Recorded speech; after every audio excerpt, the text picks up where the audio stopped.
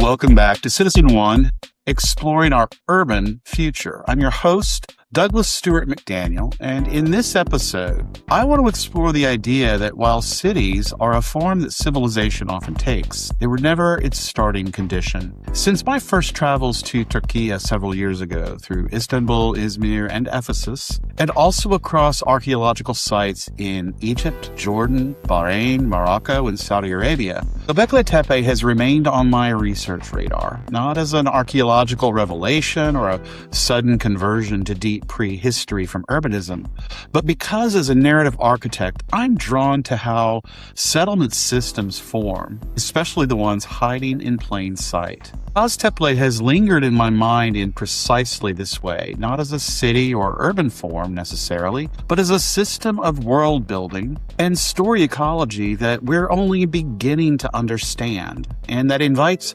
harder questions about how civilizations function beneath their visible forms: coordination, legitimacy, labor, belief, and power. The logic that structures human worlds long before they crystallize into cities.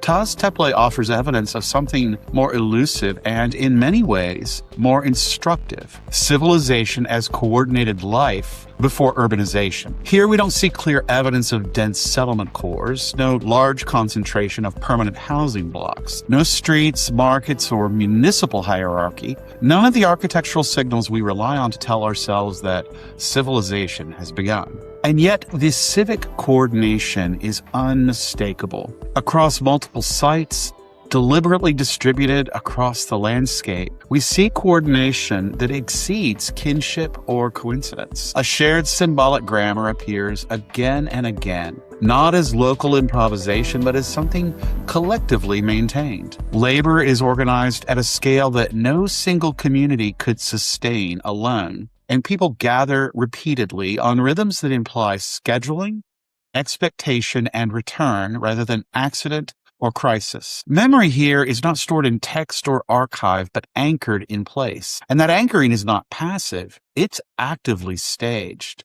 There is so much exciting work going on now across the many Taş Tepeler sites: archaeological work, paleo-environmental research, cultural heritage management, and ethnoarchaeology. And recent excavations reveal narrative systems embedded directly into architecture, reliefs depicting sequences rather than symbols, animals and humans shown in motion and interaction, vessels and figurines designed to be handled, repositioned, and displayed.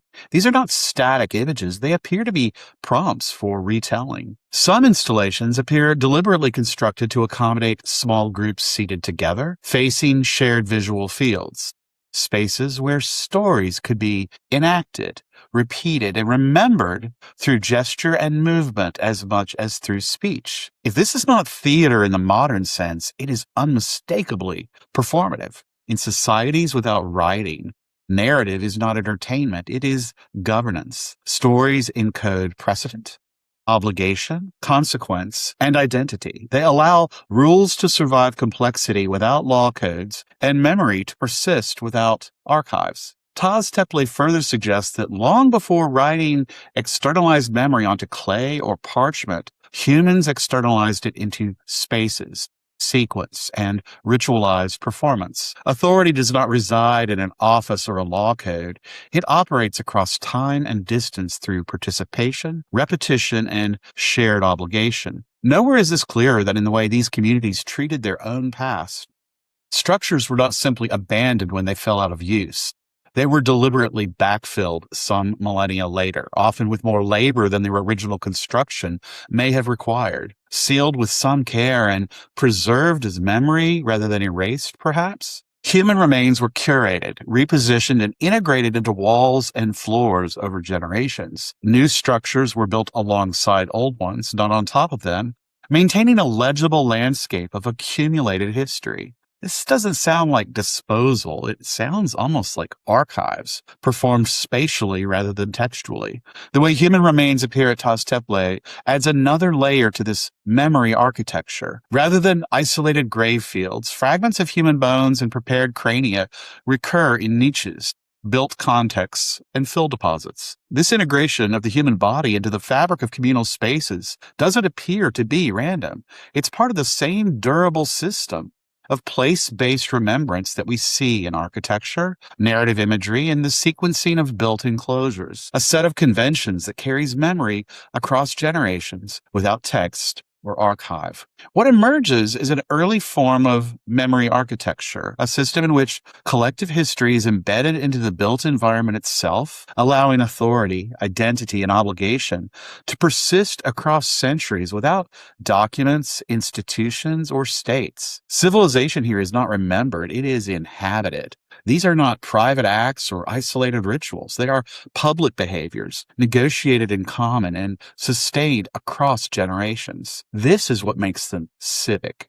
Even in the absence of those streets, councils, or walls, settlement is not the outcome of farming. It is the social condition that makes farming useful. While Taş Tepeler is not a city, it is civilization. What Taş Tepeler suggests quietly, almost reluctantly, is that civilization does not emerge first as a centralized object. It emerges as a distributed system, a network of meaning, obligation, and memory that exists before cities, and in some cases actively resists the gravitational pull toward them.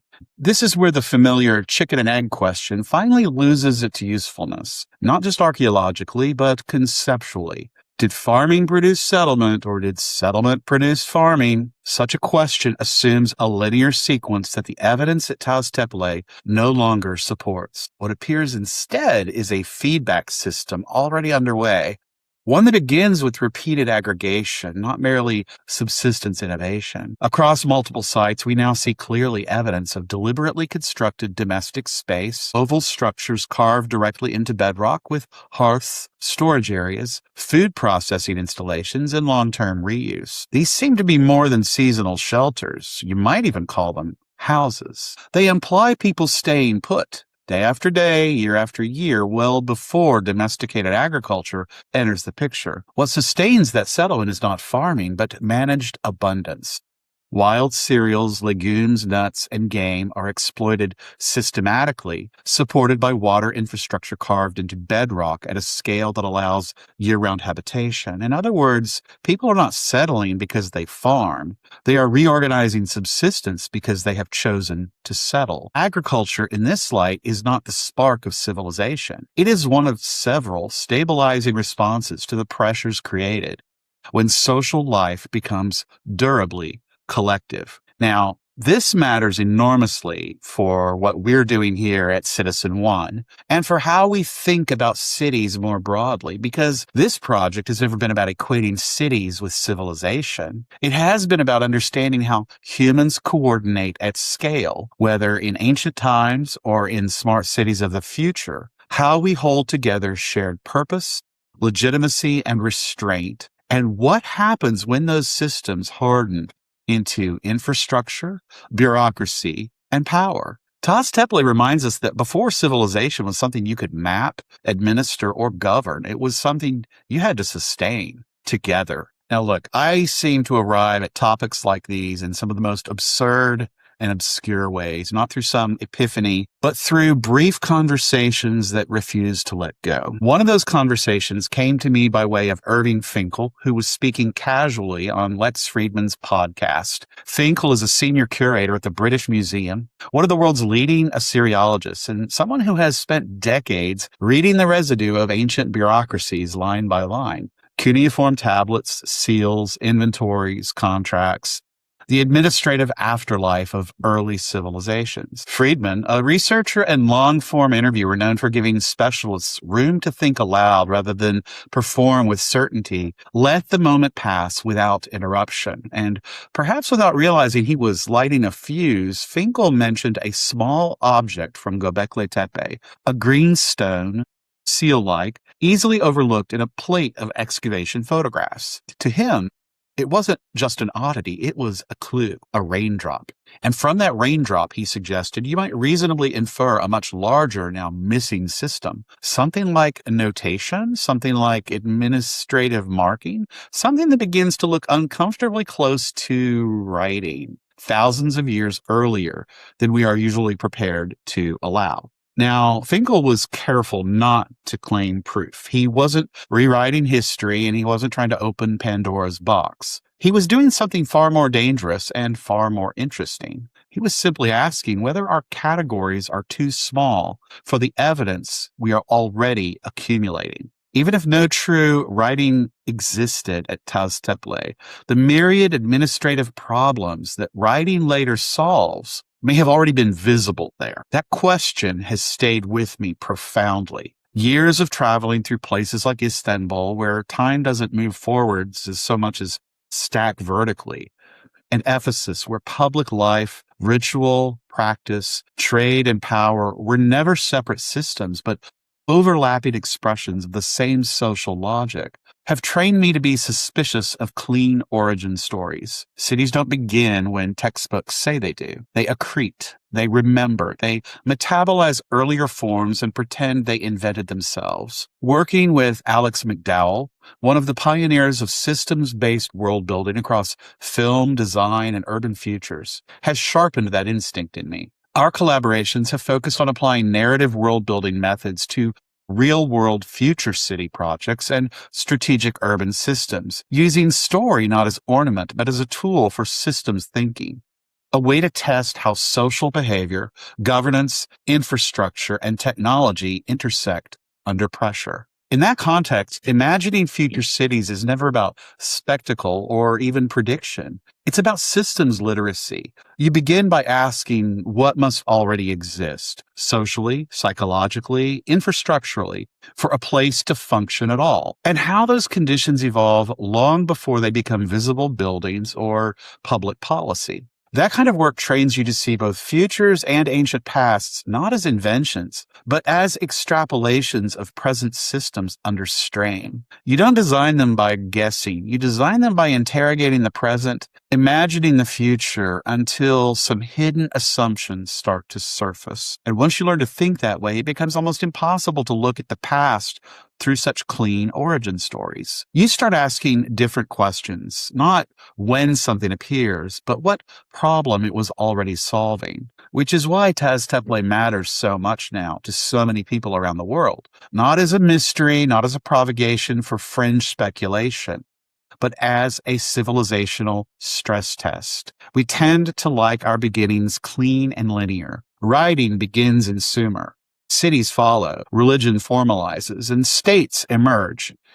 History can start now. It's orderly, it's teachable, and it fits nicely into timelines and museum gallery exhibitions. Göbekli Tepe, and now the wider Taş Tepeler constellation, doesn't so much argue with that sequence as quietly render it insufficient to explain one early history of human civilization.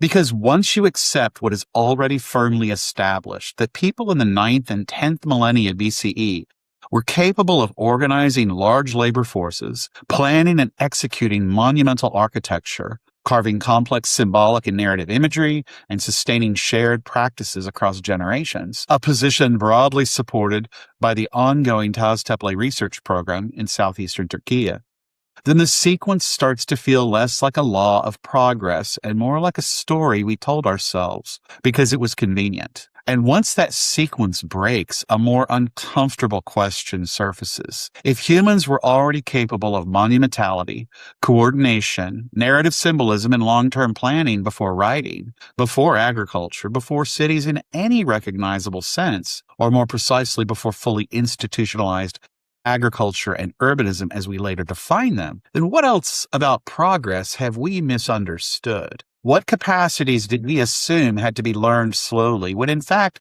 they may have been present all along? And this is not a fringe argument. It is not an attempt to smuggle some Cappadocian Atlantis into the conversation through the back door. It's what happens when material evidence accumulates faster than the conceptual frameworks we use to organize it. Before any speculation, before any discussion of proto-writing or seals or perishable media, It's worth being precise about what the evidence already tells us. Taş Tepeler refers to a network of early Neolithic sites in what is now southeastern Turkey, centered in the Şanlıurfa region and including Göbekli Tepe, Karahan Tepe, Sayburk, and several others. These sites are not isolated anomalies. They form a connected landscape, geographically, symbolically, and almost certainly socially.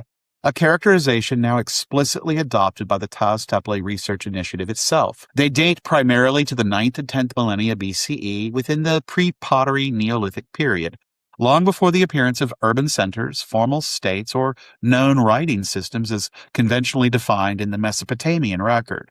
What they contain, in broad contours anyway, is increasingly well established. Large, intentionally planned communal structures, finely carved stone pillars and reliefs produced with remarkable technical consistency, repeated symbolic motifs that recur across multiple sites, suggesting shared meaning rather than local improvisation, and perhaps most strikingly, evidence of coordinated labor at a scale once thought impossible for societies without agriculture or hierarchical governance. At Sayburk, in particular, we see something even more revealing, not just symbols, but scenes. Humans and animals depicted in relation to one another, caught in moments of interaction and tension. These are not abstract marks, they are narrative gestures, fragments of stories fixed in stone, widely discussed in the literature as some of the earliest known narrative relief scenes to date. Taken together, this evidence forces a revision that doesn't require speculation at all. Complex social organization does not depend on cities. It doesn't depend on kings or on writing. What it depends on is shared meaning, reliable mechanisms of coordination, and durable ways of carrying memory forward in time. Everything else, writing, bureaucracy, formal institutions, probably comes later when those earlier systems begin to strain under their own success. Taş Tepeler doesn't tell us where civilization began. It tells us what civilization already looked like long before we decided to start the clock.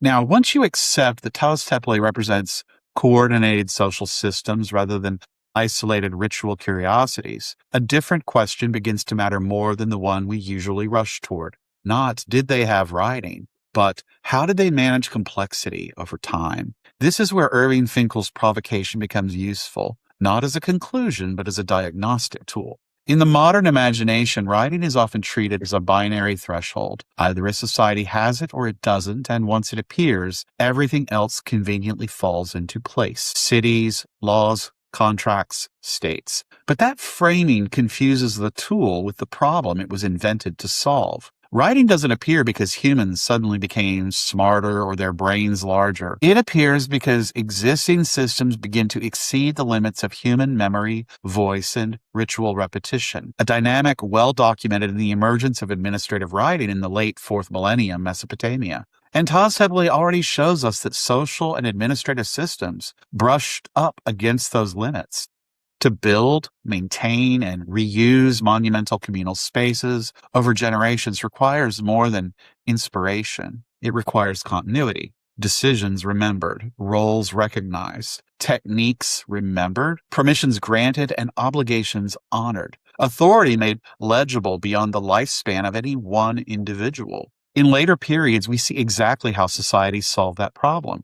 They externalize memory. They invent administrative technologies, tallies, tokens, seals, ledgers, and eventually writing. Irving Finkel's career has been spent inside those systems, reading the residue of ancient bureaucracies line by line. When he looks at a seal-like object at Göbekli Tepe and raises an eyebrow, he's not chasing mysticism. He's recognizing a familiar logic. Seals, after all, are not art objects. They are instruments of trust. They exist to say, this action is authorized, this exchange is legitimate, and this person has standing. Long before writing records poetry or theology, it records accountability, a pattern evident across early Mesopotamian administrative archives. The uncomfortable implication is not that Göbekli Tepe had scribes quietly tallying grain in clay tablets 9,000 years ago. It's that some form of administrative reasoning, some way of stabilizing social reality across time, and distance, may have existed without leaving behind the kinds of artifacts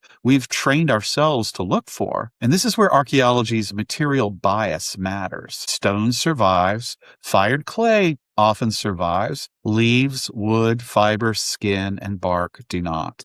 Entire systems of notation could vanish without leaving a trace, especially if their primary function was temporary, marking permission, recording contribution, ratifying ritual status, and then being discarded once the event passed. Even without writing, Taş Tepeler shows signs of administrative thinking. Repeated architectural grammar across sites, standardized pillar forms, consistent symbolic repertoires, shared spatial logic. These are not improvisations, they are conventions, and convention requires enforcement, which raises a quieter but more revealing possibility. What if Taş Tepeler didn't need writing because it solved the same problem differently? Instead of abstract text, it used space. Instead of documents, it used monuments. And instead of archives, it used ritual repetition embedded in stone. In that model, authority doesn't live in a ledger, it lives in a place. Memory isn't stored in text, it's rehearsed seasonally, physically, and communally. The enclosure itself becomes a kind of administrative device, a durable reference point against which behavior, obligation, and identity are measured. This doesn't make writing inevitable or early. It might make it unnecessary for a time until scale, density, and speed overwhelm those older systems. And that ultimately is why the question of writing at Taş Tepeler is less important than it first appears. Whether or not any form of proto-notation existed in 9000 BCE, the social logic that eventually produces writing already seems to be present. Humans are coordinating large groups.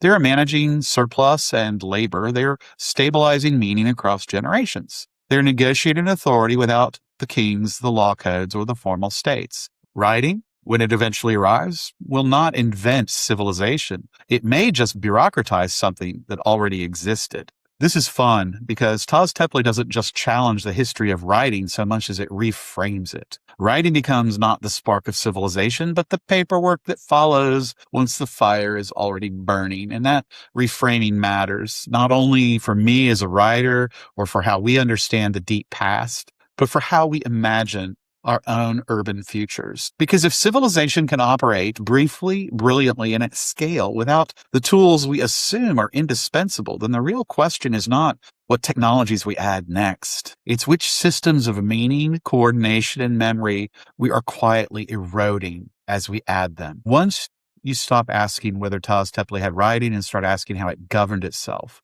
the role of religion shifts almost immediately, not upward toward belief, but inward toward function. Modern language often gets in the way here. When we hear religion, we tend to imagine doctrine, faith, metaphysics, gods demanding belief. But in early societies, especially societies on the cusp of sedentism, religion is less about what people believe and more about how they behave. It's not theology in the abstract sense, it's jurisdiction, or more precisely, one of several overlapping social technologies through which rules, limits, and legitimacy are made visible and enforceable. At Taş Tepeler, the evidence suggests a world where religion provided the rules for living close together before formal law existed.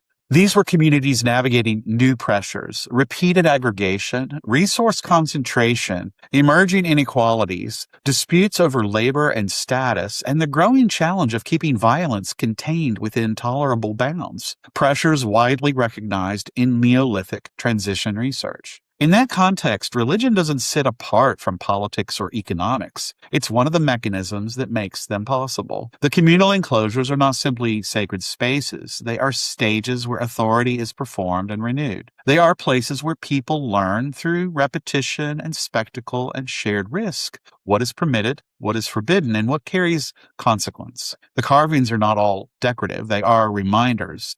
This becomes especially clear when you look closely at the iconography across Taş Tepeler. Predatory animals dominate the visual field. Leopards, boars, snakes, birds of prey. These are not gentle symbols. They are dangerous, unpredictable, and familiar to people who live close to them.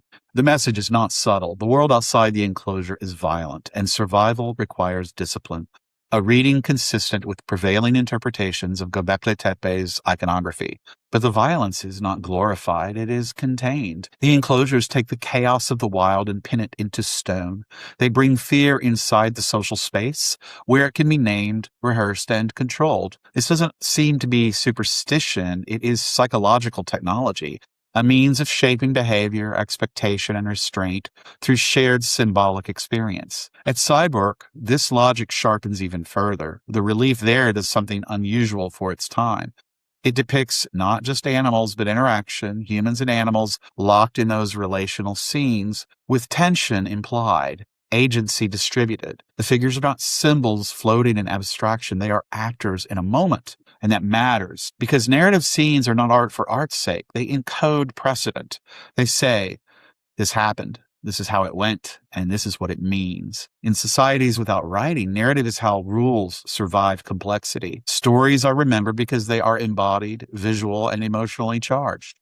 A function widely discussed in cognitive and archaeological approaches to early narrative. In this sense, Taş Tepeler may represent an early experiment in externalized moral memory, not laws written down, but situations carved into stone, not commandments, but scenarios. If you do this, this follows. If you cross that line, this is going to be the cost. Religion here functions less like belief and more like an operating system, while still accommodating cosmology, identity, and meaning alongside regulation, rather than reducing them to a single cause. It stabilizes behavior in a world where old hunter-gatherer norms are no longer sufficient, but formal institutions have not yet emerged. And this is also where status enters the picture. Monumental building does not happen in egalitarian societies without differentiation. Some people are going to organize, others will carve, some provision, and some officiate. The enclosures formalize those differences without fully hardening them into class. Prestige, though, is likely earned, displayed, and reaffirmed through participation rather than inherited through title, a pattern observed in multiple early sedentary contexts. But prestige is fragile. It requires constant renewal. Archaeological work at Göbekli Tepe has documented modified human cranial fragments that strongly support deliberate post-mortem treatment rather than casual discard. In a peer-reviewed study, Gresky, Helm, and Clare described 3 skull fragments bearing intentionally produced deep grooves, cut marks, and at least 1 drill perforation, evidence interpreted as a previously undocumented variant of early Neolithic skull cult practice at the site. Beyond those modified crania, Göbekli Tepe has also produced a large scatter of human bone fragments recovered largely from fill contexts, material that is archaeologically real but contextually messy. It does not map neatly onto later cemetery logic, and it should not be treated as proof of a single standardized funerary program. The more defensible claim is narrower. The dead appear inside the same architectural and depositional systems that organize the living.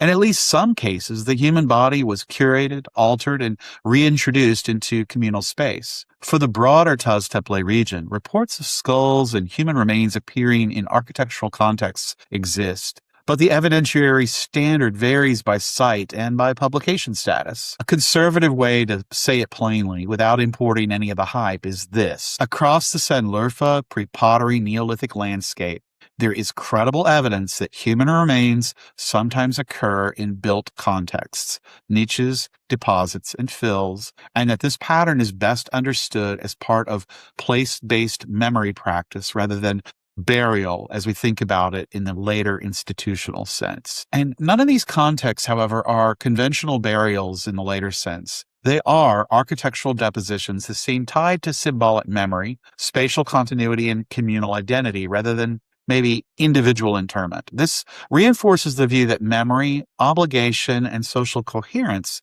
were encoded in place long before formal funerary institutions emerged. Religion provides that renewal mechanism. It turns coordination into obligation and obligation into meaning. You don't just help build the enclosure because you were told to. You do it because it situates you within a story that outlasts you. Seen this way, Taş Tepeler is not an early temple complex. It is a social laboratory. So once religion is understood as a stabilizing system rather than a belief structure, the next pressure point comes into focus almost immediately: And this is a really interesting topic: labor. Taş Tepeler did not build itself. The stone was quarried, transported, carved out of granite and limestone, shaped, erected, and maintained by human bodies over long stretches of time. That alone tells us something uncomfortable. These communities were already negotiating uneven contributions, a point widely acknowledged in discussions of monumentality and labor organization in the pre-pottery Neolithic. This is where discussions of class often go wrong, because we reach for categories that arrive much later and apply them too early. There are no kings here, no palaces necessarily, no tax rolls, no written law codes enforcing the permanent hierarchy. But there is differentiation. Skill differentiates, as well as time and access. And once people begin to gather regularly in the same spaces, differentiation does not disappear. It compounds, a dynamic familiar from anthropological studies of early specialization. Stone carving at Taş Tepeler is not casual. The precision, scale, and consistency implies learned expertise passed across generations. That may mean apprenticeship, which means time not spent hunting or gathering, which means provisioning, which means trust and obligation flowing in particular directions. Specialists do not emerge in isolation. They emerge because a society decides, either explicitly or implicitly, that some people will be supported to do the things others cannot or will not. And that decision is never neutral. What's striking about Taş Tepeler is how carefully that differentiation seems to have been managed. Prestige is visible, but it's not yet locked in. Authority exists, but it must be renewed through performance. No one appears to rule by fiat, an inference consistent with the absence of centralized elite architecture or the burial differentiation we've already talked about. This is an unstable equilibrium. Too much inequality and the coalition fractures. Too little differentiation and the system cannot scale.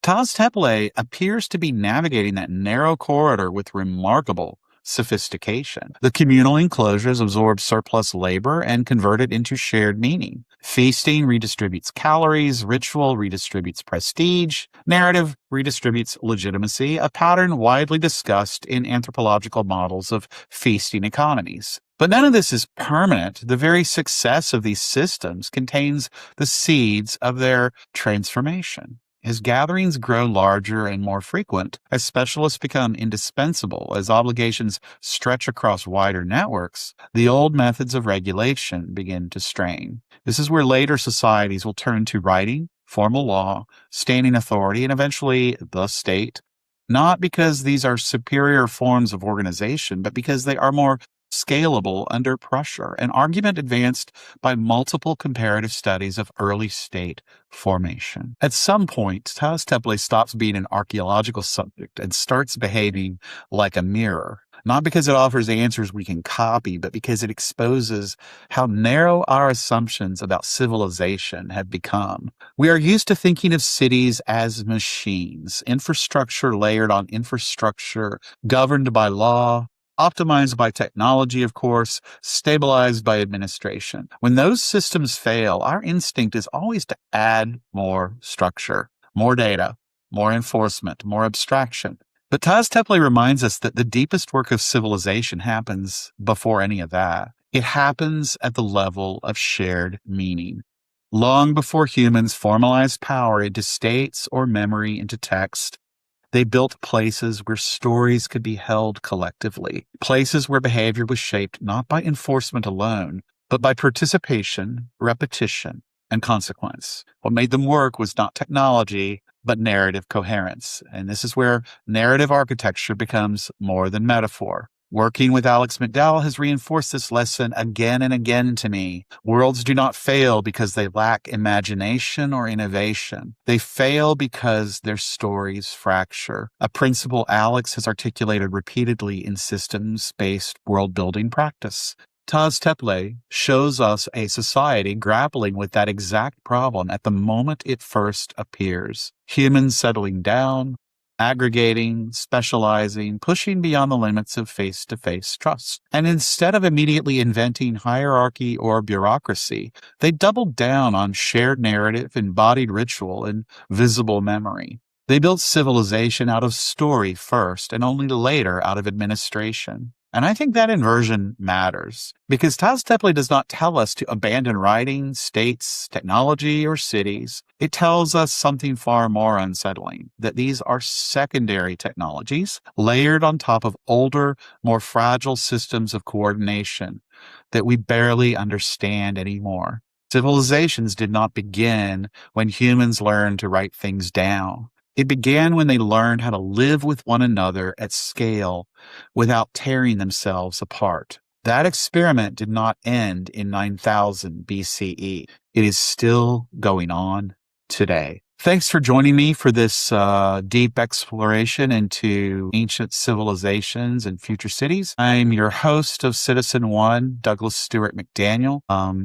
Couple of reminders in the written essay form of this Substack. I do have citations for a lot of the source material here. And I think you might want to deep dive into some rabbit holes there. Also a reminder that I've got my new novel, Ghost Emperor, out.